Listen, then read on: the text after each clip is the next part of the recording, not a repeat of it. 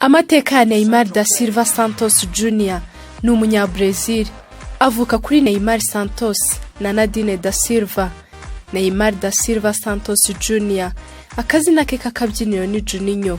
Yavukiye mu mujyi wa Sao Paulo mu gihugu cya Brazil. Avuka kuwa 5 Gicurasi mu 1992. Kuri ubu akaba afite imyaka 24 y'amavuko.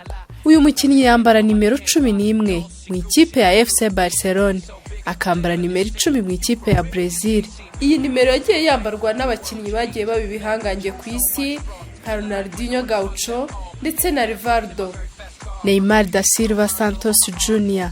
yakuze akunda gukina umupira w'amaguru, ariko nk'uko umwongereza bivuga like father like son.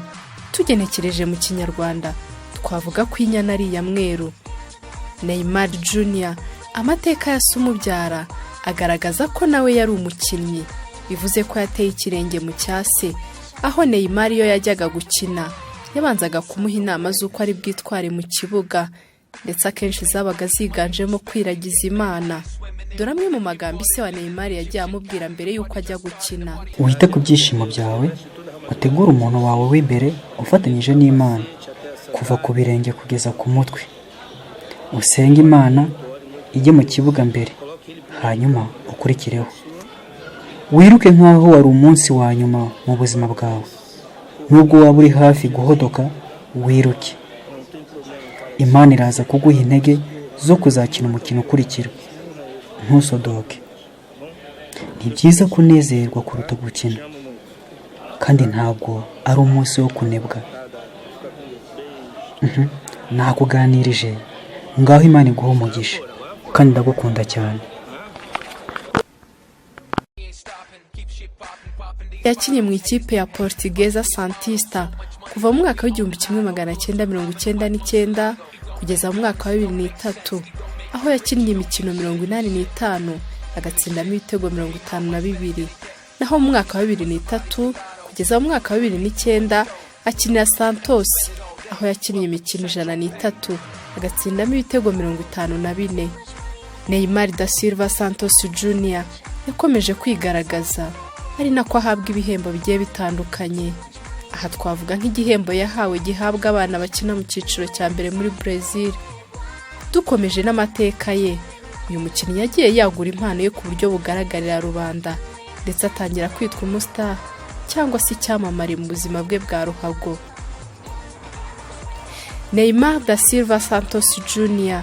yaje kwitabira igikombe cy'isi cy'abatarengeje imyaka 17, inyuma y'uko zimwe mu nzobere nka Pelé zakinaga muri iyi kipe nkuru ya Brazil zasabye wari umutoza Dunga gushyira Neymar mu ikipe nkuru akazakina mu gikombe cy'isi cya 2010.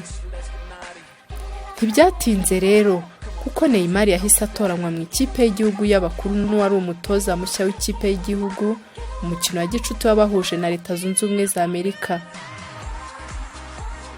Neymar kandi mu mwaka wa 2009 yakinnye mu batarengeje imyaka 17 mu mikino 3 yatsinzemo igitego kimwe.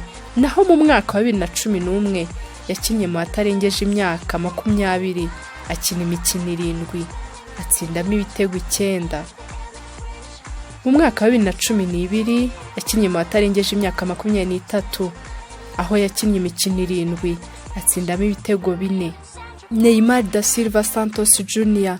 mu myaka amaze akinira ikipe y'igihugu cya Brazil amaze kwitsindira ibitego 46 mu mikino 70 amaze gukina. Neymar da Silva Santos Jr.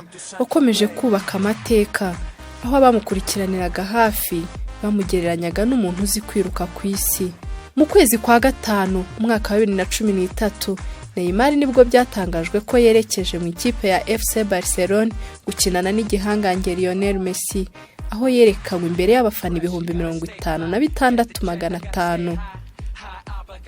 Neymar yakomeje kwesa imihigo nubwo yaje gukomwa mu nkokora n'imvune ikomeye ubwo ikipe ya Brazil yakinaga na Colombia hari mu mwaka wa 2014.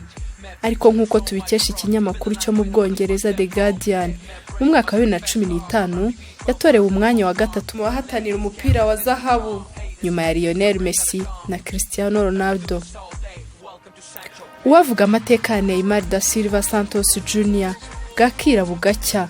Aya ni amwe mu mateka twabakusanyirije ku buzima bwa Neymar da Silva Santos Jr. ubuzima bwe bwa ruhago. Twifashishije imbuga nkoranyambaga zitandukanye nka YouTube, Wikipedia ndetse na Google mu kubategurira iki cyegeranyo. Iki ni ikiganiro cy'imikino.